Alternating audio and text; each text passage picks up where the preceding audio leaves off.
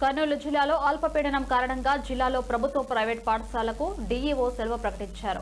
అలాగే జిల్లాలో చాలా గ్రామాల్లో చెరువు కుంటలు పొంగి పొర్లుతున్నాయి.